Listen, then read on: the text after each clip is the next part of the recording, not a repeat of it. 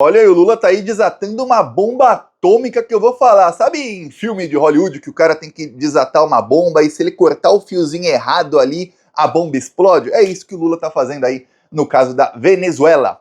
Ó, eu vi aí boa parte da imprensa dizendo que o Lula vetou a Venezuela no BRICS e aí o Maduro, o governo do Maduro lançou aí um documento aí público ontem em que ele fala que o Lula continua as políticas aí do Bolsonaro de ser aí contra a Venezuela, tudo mais. O Vladimir Putin deu uma entrevista dizendo que as posições dele divergem das posições do Lula contra a Venezuela, mas que ele respeita o Brasil, tudo mais, e que ele também respeita o governo venezuelano e que ele apoia aí a Venezuela. Mas o Putin, em nenhum momento durante a cúpula dos BRICS, ele empurrou ali a Venezuela, dizendo, ó, quero que a Venezuela participe. O que acontece é o seguinte, 13 países novos, que já eu vou dar aqui para você a lista, entraram no BRICS. Cada um desses países foi indicação de algum dos atuais membros e tinha que ter um consenso entre todos os países. O Brasil não indicou a Venezuela. Cada país estava indicando países do seu próprio continente. O Brasil indicou Cuba e Bolívia. E o Lula ficou falando de Venezuela aí. Não, Lula, o chanceler do Lula, nas últimas semanas, exatamente para quê? Quando ele indicasse Cuba, não tivesse antes já uma resistência por parte da imprensa, por parte dos Estados Unidos, etc, etc. Cuba sofre um embargo, que é um embargo criminoso dos Estados Unidos, que o Trump piorou em 2017 e que o Biden piorou mais ainda quando assumiu. Então Cuba hoje está numa situação desastrosa. Cuba entrar no BRICS é uma vitória gigantesca, é um alento aí para o povo cubano, porque a coisa tá feia. Não entra dinheiro em Cuba, não entra nada em Cuba hoje. O embargo piorou muito nos últimos anos. Deu uma relaxada durante o governo Obama e aí piorou bem aí nos últimos 4, 5 anos. Então, o Lula tinha essa prioridade. Além disso, quem é plantonista, eu vi pelos comentários que alguns já estavam mais atentos aí nos últimos dias, quando eu falei da cúpula do BRICS, que eu disse, olha, a Terceira Guerra Mundial não vai ser uma guerra num lugar só, igual foi a Primeira, a Segunda Guerra ali num continente inteiro. Não. Vão ser várias guerras ao redor do mundo. E quem vai produzir essas guerras, a gente sabe, Estados Unidos da América. Eles vão produzir. Eles fizeram uma contra a Rússia ali na Ucrânia, usando a Ucrânia, de bucha de canhão. Eles conseguiram também ali puxar o Irã para a guerra ali, usando a Palestina e o Líbano de bucha de canhão.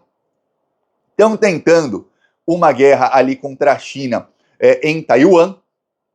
A China, inclusive, na semana passada, fez exercícios militares simulando como seria ali uma invasão total. E não é invasão, né, que Taiwan é parte da China, mas como seria ali o exército chinês entrando em Taiwan e como seria uma invasão total da China em Taiwan, um ataque total. Então a China está mostrando, ó, nem tente o Taiwan, vai ficar ruim para vocês.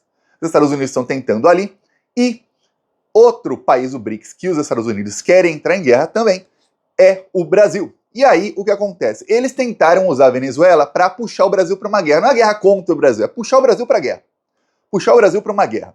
Tentaram em 2017, não deu certo. 2017 foi quando teve a última eleição, que a oposição da Venezuela não participou, e aí colocaram o Guaidó como presidente lá da Venezuela, reconhecido pelos Estados Unidos, aí tentaram de todas as maneiras. Depois, em 2019, teve outra tentativa, só que aí o Bolsonaro recuou. Eu lembro até que eu fiz um vídeo aqui rindo, falando o Bolsonaro recuou quando o Putin enviou um avião cheio de armamentos para a Venezuela. O Bolsonaro disse que ligou lá para os americanos e falou, não contem comigo, não contem. Ó, a gente ia mandar o nosso exército, os Estados Unidos iam mandar os equipamentos, a gente ia acabar lá com a Venezuela e tudo mais. Ele fala, acabar com a ditadura venezuelana e tal, palavras do Bolsonaro.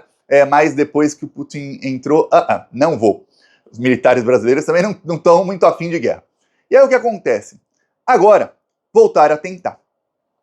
Teve eleição novamente, teve aí muita controvérsia e eles voltaram a tentar ali na Venezuela. O que acontece é o seguinte, se a Venezuela entra no BRICS, o Lula já sabe.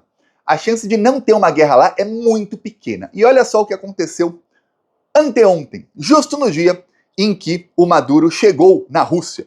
Eu vou te mostrar aqui. A embaixadora de Israel, alguns falam que a palavra certa seria embaixatriz, eu acho que é embaixadora, de Israel, começou a falar que a Venezuela tem bases do Hezbollah. É grave, é bem grave. Você tá vendo o que está acontecendo no Líbano? Tá vendo o genocídio que estão fazendo lá? explodiram um hospital, mataram dezenas de pessoas. Aí explodiram. Esse Jornal Nacional mostrou, mas falou, é a guerra contra o Hezbollah, pode. Explodiram um prédio como qualquer pessoa poderia morar, simplesmente foi explodido por Israel lá no Líbano. Olha isso aqui. É só falar, não, tinha um terrorista morando nesse prédio. Fim. Você destrói o prédio inteiro com as pessoas dentro. Podia ser a sua casa, podia ser a minha, podia ser de qualquer um de nós. Era lá no Líbano. Líbano, um país, não tem o que falar. Nossa, alguns falam, a Palestina é um país marginalizado pelas pessoas, a sociedade não tá nem aí. O Irã, o Iraque, o Líbano não. O Líbano é uma democracia normal, país aí com uma taxa de DH bem alto, e aí eles estão lá explodindo. Para ser na sua casa, ou na minha, ou na de qualquer um que a gente conhece, basta que alguém diga, não, mas tem um terrorista do Hezbollah lá. E agora, Israel começou a falar que tem bases do Hezbollah na Venezuela. Quer dizer, eles estão chamando, vamos pegar a Venezuela agora. Vamos pegar a Venezuela de jeito. Agora vai ser... Dizem eles que é o seguinte, a Venezuela tem ligações com o Irã é quem financia terrorismo, e aí eles dizem que tem 1, 2, 3, 4 bases aí, de apoio ao Hezbollah, 1, 2, 3, 4 na Venezuela, que eles usam portos e aeroportos ali para operacionalizar essas bases. Olha, sabe quais provas eles têm disso? Nenhuma.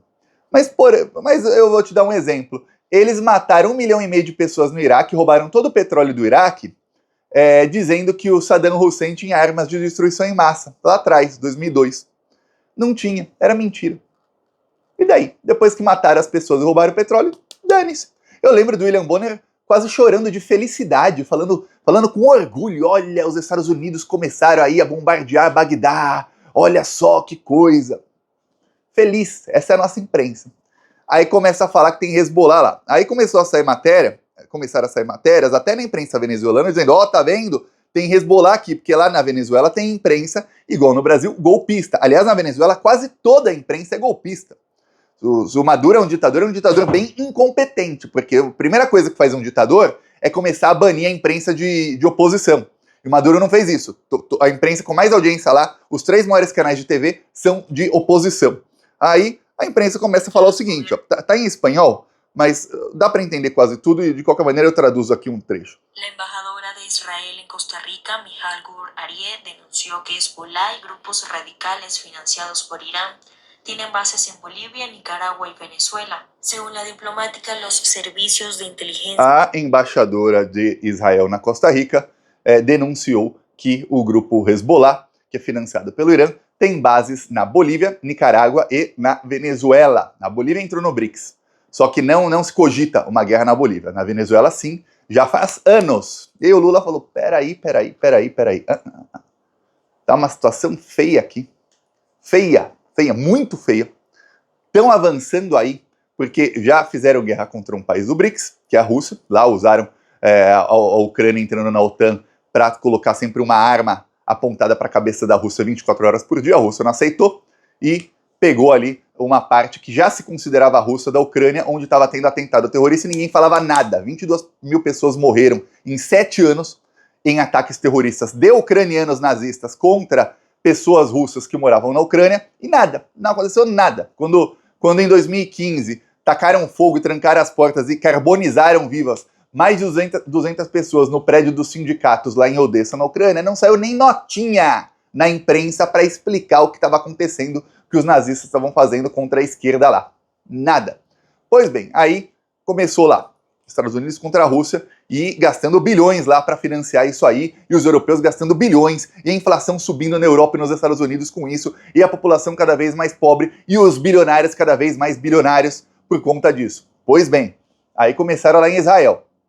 Então foram 50 bilhões de dólares dos Estados Unidos para matar criancinha em Gaza para ver se chamava o Irã para a guerra. Não conseguiram, aí começaram a atacar o Líbano. Atacaram o Líbano, atacaram o Irã 2 vezes, né? Atacaram a embaixada do Irã e também mataram o líder político do Hamas, que era quem estava tentando paz, quem estava tentando negociar paz, que estava dentro do Irã. Tá. Mesmo assim, o Irã não foi para a guerra. E depois atacaram o Irã foi para a guerra e agora planejam um novo ataque. Vazaram documentos do Pentágono dizendo que querem um novo ataque aí o Irã. Outro país aí do BRICS. Aí você vê, Na China já faz tempo, eu estou falando aqui desde 2022, e é notório, o governo chinês também já está denunciando isso para todo mundo, que os Estados Unidos querem uma guerra lá entre Taiwan. E aí começou na Venezuela, o Lula falou, pô, se a Venezuela entrar no BRICS agora, sabe o que vai acontecer? Num intervalo de no máximo 4 anos, vai ter guerra. E o Brasil vai ser puxado para essa guerra. Vamos puxar o Brasil para a guerra, queira ou não. E aí, imagina o Brasil tentando aí se recuperar e o Brasil tendo que investir aí bilhões em guerra. É tudo que a gente não quer, mas é tudo que poderia atrapalhar o Brasil, é isso. E aí você imagina em guerra os militares querendo tomar aí o poder no Brasil. E falando, porque você já sabe como são os militares bolsonaristas, você já vê que o Lula tem o ministro da Defesa Bolsominion, que é aquele José Múcio, que por algum motivo que desconhecemos, mas lembre-se, o Lula não é tonto, o Lula mantém aquele cara. Cara que estava falando até semana retrasada que, olha, o Lula está contaminado pela ideologia, por isso ele não quis comprar os tanques de guerra de Israel. Ele queria dar bilhões para Israel comprando tanques de guerra de Israel. Ministro da Defesa do Lula. Por que ele mantém esse cara lá? Alguns falam, o Lula tem que demitir esse cara. Olha, tem coisas que nós não sabemos, mas o Lula não é bobo. Se ele mantém esse cara lá é porque tem alguma coisa. Os militares devem estar aqui, ó, no governo Lula. Então o Lula fica assim, opa, peraí, eu tenho que me equilibrar aqui. O Lula é equilibrista, vai se equilibrando. Aí chega lá no BRICS, o Lula fala, eu quero Cuba e Bolívia. Bolívia tem uma parceria estratégica com o Brasil em vários setores, já faz tempo, principalmente no setor de gás, e Cuba é aí um país que sofre embargo dos Estados Unidos e que entrando no BRICS vai ter aí, principalmente quando o BRICS conseguir, e esse é o plano aí que Dilma Rousseff está fazendo. A Dilma recebeu também 2 apoios muito importantes essa semana, que o Putin e o Xi Jinping falaram publicamente que eles apoiam que ela continue na presidência do Banco do BRICS. Então, ela e o Putin e o Xi e o Lula já falaram, a gente tem que fazer um novo sistema monetário. Fazendo um novo sistema monetário, cai a sanção contra Cuba. Por quê? Porque dá para qualquer empresa fazer negócios com Cuba sem que os Estados Unidos fiquem espionando, fiquem sabendo quem é quem, de onde veio o dinheiro, para onde vai. Então, sem usar dólar também. Então, esse é o novo plano aí, e aí caem sanções dos Estados Unidos contra qualquer país, inclusive contra a Venezuela. A Venezuela, para quem não sabe, é o país onde a China mais investiu dinheiro nos últimos 4 anos. Mais do que no Brasil, de toda a América, o continente inteiro, onde a China mais está investindo é a Venezuela. Alguém acha que a China, que é o país mais rico do BRICS, se a China quisesse a Venezuela, ia ter como o Brasil vetar? Não ia. Mas está todo mundo vendo o que está acontecendo. O Putin não está nem aí, pode ter guerra lá. Para mim, uma mais, uma menos. Vamos lá. Não está nem aí para isso. Agora, o Lula tá. Então, o Lula está desatando aí a guerra. Isso é pânico dos Estados Unidos. E aí, o que acontece é o seguinte, a OTAN está rachando. Por quê? Porque a Turquia entrou no BRICS. Esses países novos que entraram no BRICS, eles são membros, não vão ser membros plenos, eles vão ser aí membros parceiros. Eu vou te dar aqui a lista dos países. Turquia, Indonésia, Argélia, Bielorrússia, Belarus, Cuba, Bolívia, Malásia, Uzbequistão, Cazaquistão, Tailândia, Vietnã, Nigéria e Uganda. Esses 3 países entraram aí no BRICS. A Turquia é o mais estratégico de todos. A Turquia, eu mostrei outro dia aqui um mapa. Aqui está a Turquia. Aqui em cima é Rússia, tá? Isso aqui é Rússia. Mar Negro, aqui Rússia. Aqui embaixo você está vendo o Líbano, Síria, e embaixo do Líbano, Israel. Ou seja, a Turquia fica numa posição geográfica extremamente importante. Para a Rússia sair, qualquer barco da Rússia para a Europa passa obrigatoriamente por Istambul. Passa aqui por tem um canal aqui em Istambul, canal de Bósforo, passa por aqui. Senão, a Rússia fica, para chegar um barco da Rússia na Europa, ia ter que dar uma volta gigante. Então, a Turquia é extremamente estratégica. A Turquia é um país da OTAN, que é a aliança militar dos Estados Unidos, e a Turquia está estreitando laços com a Rússia. Todos os membros do BRICS apoiaram a entrada da Turquia, e a Rússia é quem mais estava apoiando. Então, isso racha a OTAN. De todos os membros da OTAN, o membro que tem a posição mais estratégica no mapa é a Turquia. É uma derrota gigantesca para os Estados Unidos e para os planos de guerra dos Estados Unidos. Quer dizer, eles sabem o seguinte, dependendo do que aconteça, e olha, o Erdogan, presidente da Turquia, é um dos que mais está falando, ele já falou até em explodir Israel, já falou um monte, ele é um dos que mais está bravo aí com o que está acontecendo ali no Oriente Médio. Então você tem um membro da OTAN estratégico que, além de estar criticando a política externa americana e a política de guerra americana, e ele faz parte de uma aliança militar, a OTAN não é aliança econômica como o BRICS, é militar, ele entra na aliança econômica do outro lado, dos rivais dos Estados Unidos, que os Estados Unidos estão tentando acabar de qualquer maneira. O Trump, quando ele fala dos planos dele, ele fala de guerra econômica, que o BRICS é uma aliança econômica. A Kamala Harris e o Biden, eles não falam abertamente, mas o que eles querem é o que? É guerra mesmo, é guerra. E aí, isso tudo envolve tentar acabar aí com os países do BRICS na força. Na força mesmo, é isso que eles estão tentando fazer. Então, o Lula está tentando desarmar essa bomba, é difícil.